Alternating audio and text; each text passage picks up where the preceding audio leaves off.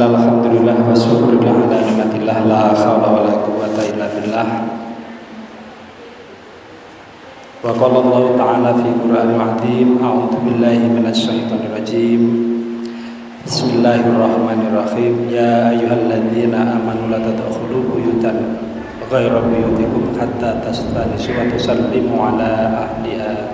Dzalikum khairul lakum la'allakum tadhakkarun.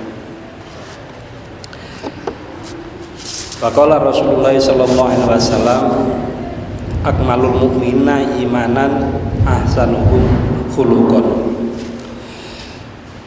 Bapak-bapak, ibu-ibu yang saya hormati, pertama-tama mari kita sama-sama manjatkan puji syukur kehadirat Allah Subhanahu wa taala bi qaulillah alhamdulillahirabbil alamin. Karena atas segala nikmat dan karunia-Nya, sore hari ini kita dipertemukan di dalam satu majelis di dalam masjid yang insyaallah mubarak ini. Mudah-mudahan seiring dengan bulan suci Ramadan, amalan atau niatan kita pada sore hari ini dicatat sebagai amal ibadah oleh Allah Subhanahu wa taala. Dan mudah-mudahan nanti menjadikan ilmu yang manfaat buat kita semua. Kedua kalinya ziyadah salawat dan salam semoga tercapkan kepada junjungan kita Nabi besar Muhammad sallallahu alaihi wasallam, Nabi akhir zaman yang kelak di yaumul qiyamah senantiasa kita harapkan syafaatnya atas izin Allah.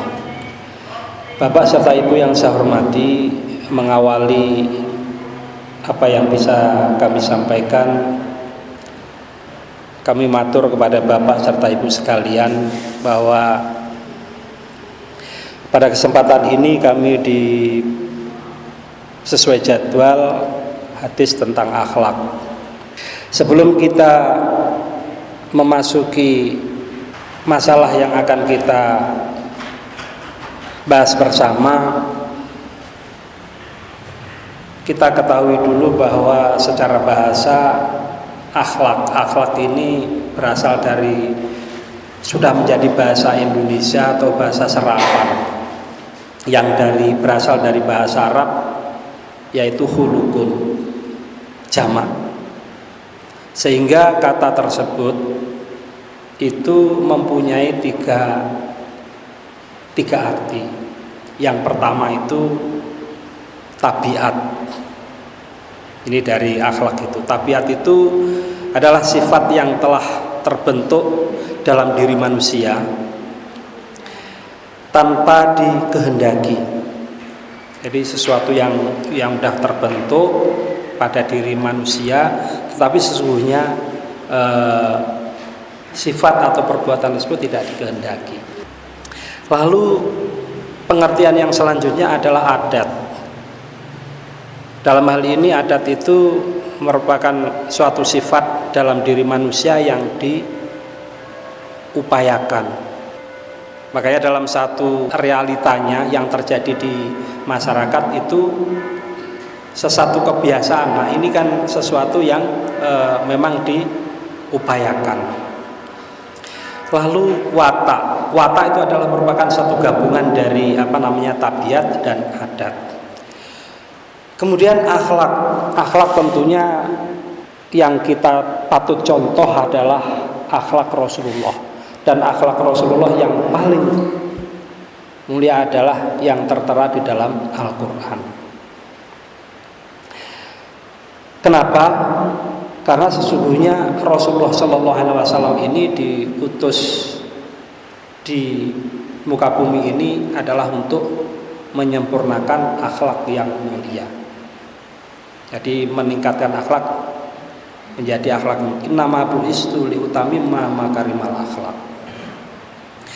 Bapak serta Ibu yang saya hormati, satu dari akhlak Rasulullah SAW yang telah dicontohkan di dalam Al-Quran seperti tertera dalam surat An-Nur ayat 27 sampai dengan 29 yang telah kami bacakan tadi, yang kurang lebih berbunyi, a'udzubillahi minasyaitonirrajim.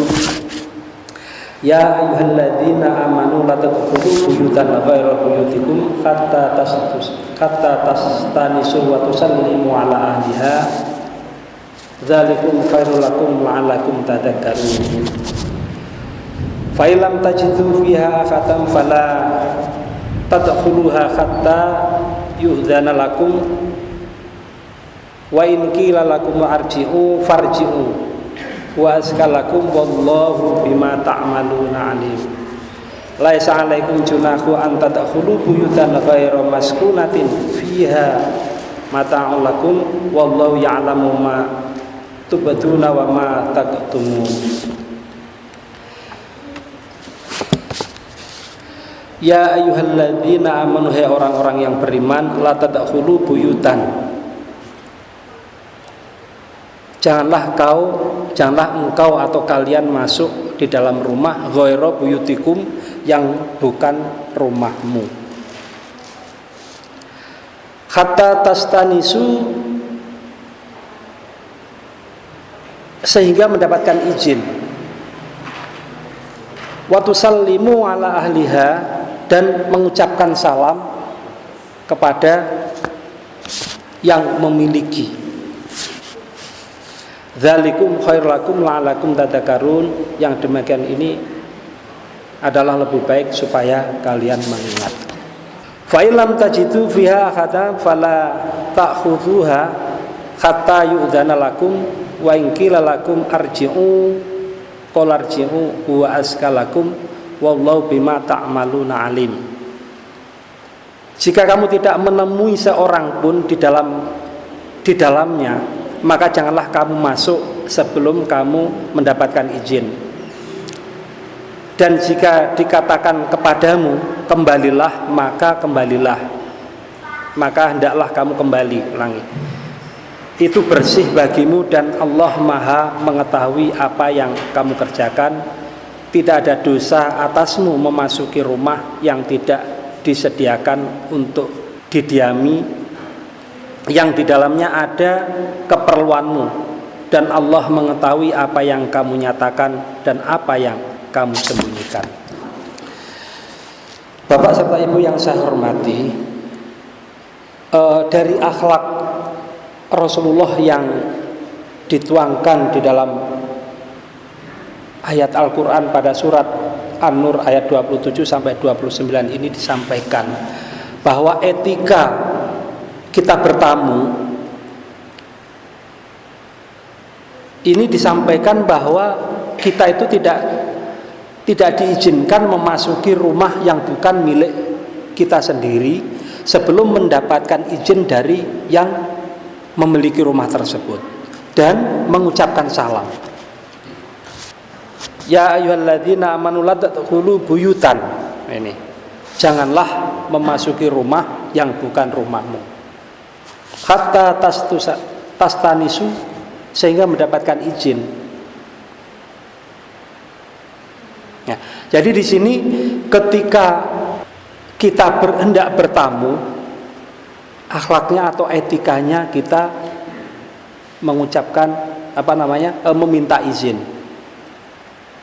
Nah, tekniknya di situ bisa dengan menggunakan, di sini disampaikan kalau teknik misal ketok pintu, tok tok tok misalkan demikian, uluk salam. Kemudian disampaikan ketika di sini disampaikan disuruh pulang. Misalkan Pak Agus ini bertamu di rumah saya. Assalamualaikum misalkan. Kemudian dijawab, ditanya siapa? Saya Pak Agus. Mohon maaf Pak Agus, Pak Salamet tidak ada, silahkan balik. Di sini disampaikan.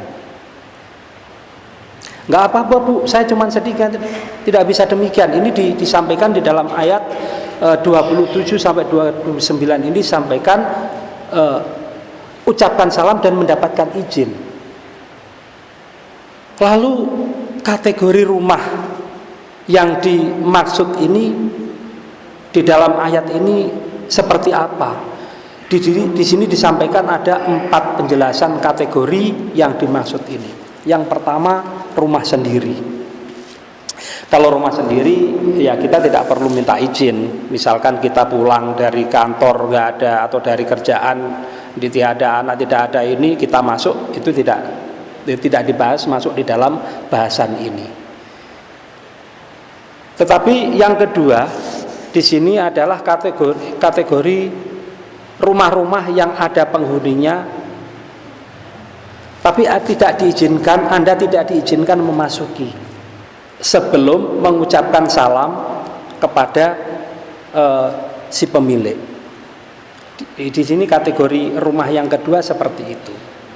Makanya tadi di sana di atas disampaikan bahwa ketika kita bertamu, kita sudah beruluk salam, tetapi tuan rumah ini tidak mengizinkan, ya kita tidak boleh memaksakan diri kita melaksanakan bertamu. Kemudian kategori rumah yang ketiga adalah rumah-rumah yang kosong atau tidak ada tanda bahwa penghuninya sedang berada di dalam. Seperti saya misalkan, saya ke tempatnya Pak Agus. Saya sudah salam sampai 3 kali tidak ada jawaban. Lalu tidak dibenarkan manakala saya ini, kalau bahasa sekarang apa Pak, kepo ya, atau berusaha nengok-nengok, kayaknya di dalam dan lain sebagainya. Ini tidak dibenarkan. Penjelasannya di kategori rumah ketiga ini tidak dibenarkan. Cukup dengan itu tadi, salam tidak ada, berarti tidak ada orang yang ada di dalam di rumah tersebut. Kemudian kategori rumah yang keempat ini yang rumah sifatnya rumah hunian umum, seperti misalkan kayak balai demikian. Ini kita secara khusus tidak ada kewajiban untuk meminta izin. Tetapi kalau kesepakatan yang ada di daerah atau di wilayah tersebut menghendaki, misalkan kalau masuk di sini harus seizin, mohon maaf, misalkan harus seizin Pak RW misalkan, itu sudah berbeda konteksnya seperti itu. Tetapi ketika rumah yang bersifat umum ini, di dalam penjelasan kategori rumah yang keempat ini tidak ada ketentuan khusus untuk melaksanakan perizinan.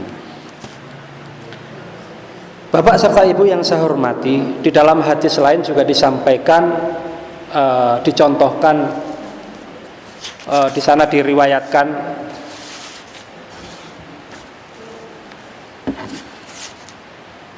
bahwa Rasulullah pernah ditanya,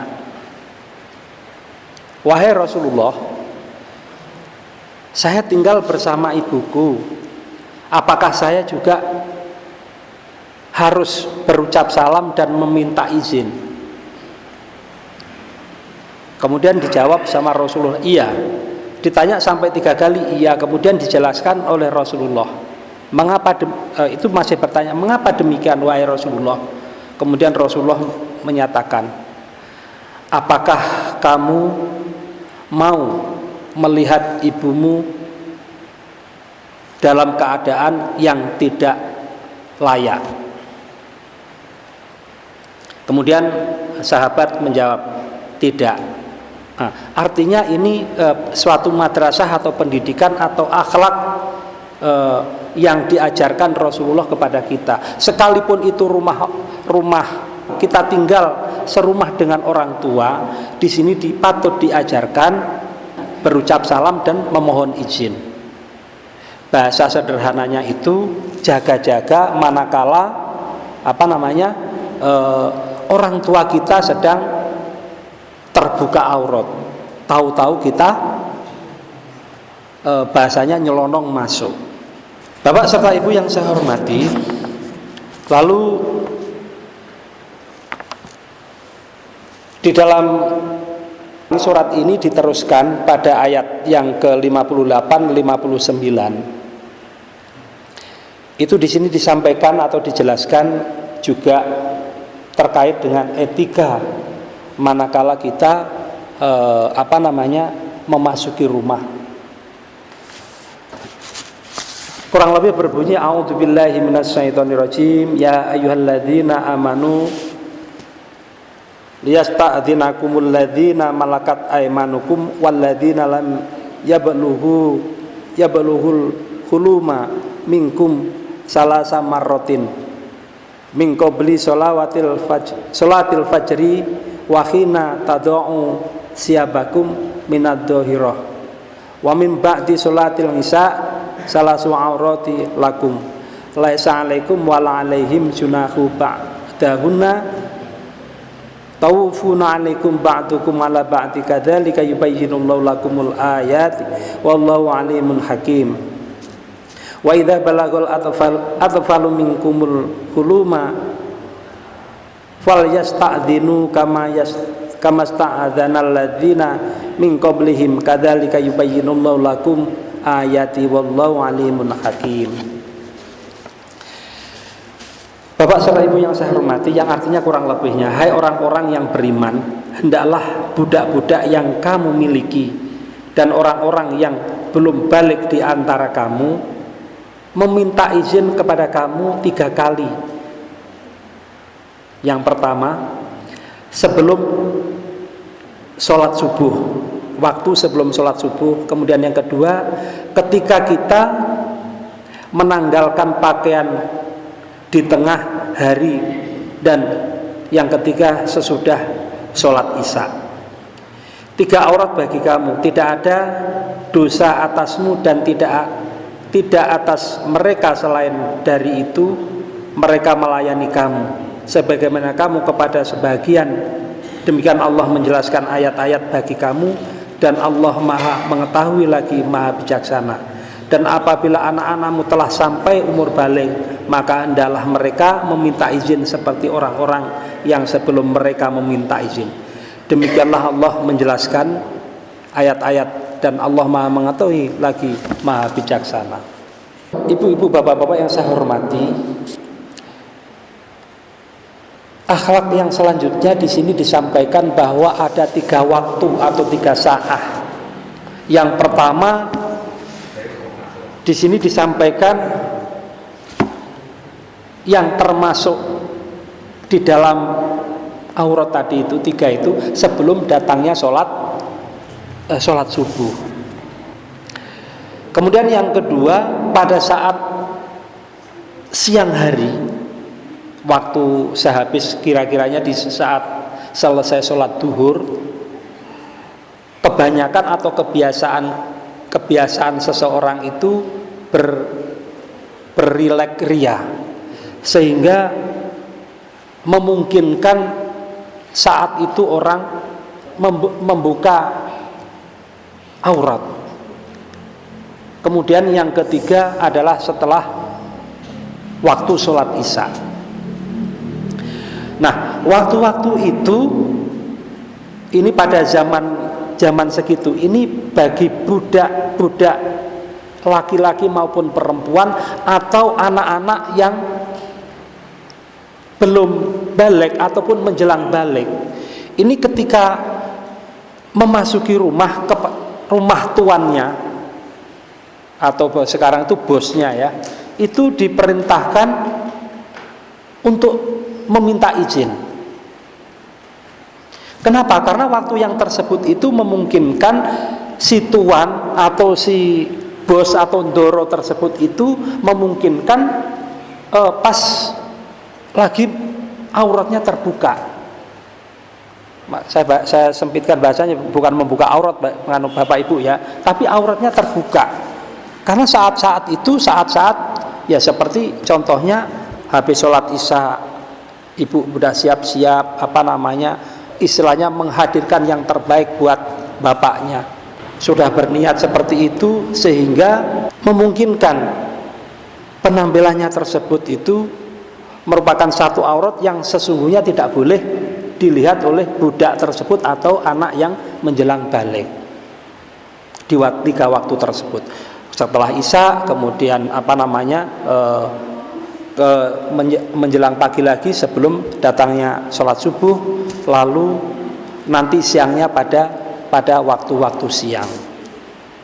Itulah satu etika atau pelajaran madrasah atau pendidikan yang diajarkan Rasulullah Shallallahu Alaihi Wasallam yang ada di dalam Al-Quran surat An-Nur ayat 27 sampai 29 dan diteruskan pada ayat 58 sampai 59. Di sana disampaikan dari awal disampaikan kesimpulannya bahwa ketika kita bertamu kita wajib mengucapkan salam, kemudian minta izin kepada pemilik rumah tersebut. Kemudian kita juga tidak dibenarkan manakala kita tahu bahwa rumah seseorang itu kosong, kita tidak dibenarkan kalau bahasa sekarang itu kepo dengan misalkan nginjen Pak ya bahasanya, nginjen nyari-nyari. Nah, itu tidak dibenarkan menurut penjelasan di dalam Al-Qur'an tersebut. Mungkin itu yang bisa saya sampaikan. Kalau ada yang perlu didiskusikan, monggo dipersilahkan. Menawi boten wonten, monggo kita akhiri dengan sholawat. Mudah-mudahan dengan tawasul kita bersolawat nanti kita mendapatkan syafaatnya di yaumul kiamah nanti. Amin.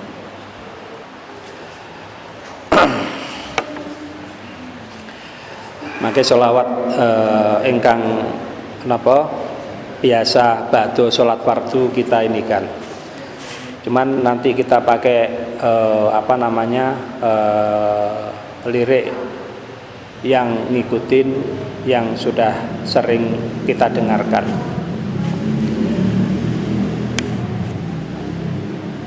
Bismillahirrahmanirrahim. Man ana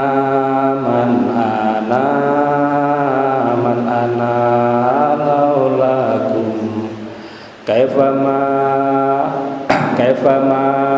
khawfukum kaifama awakum sallallahu rabbuna ala nuril mubin ahmadal mustafa sayyidil mursalin wa ala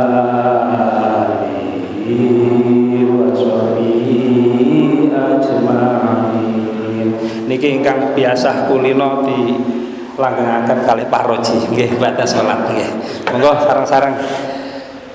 Sallallahu rabbuna ala nuril mubin Ahmadal Mustafa sayyidil mursalin wa ala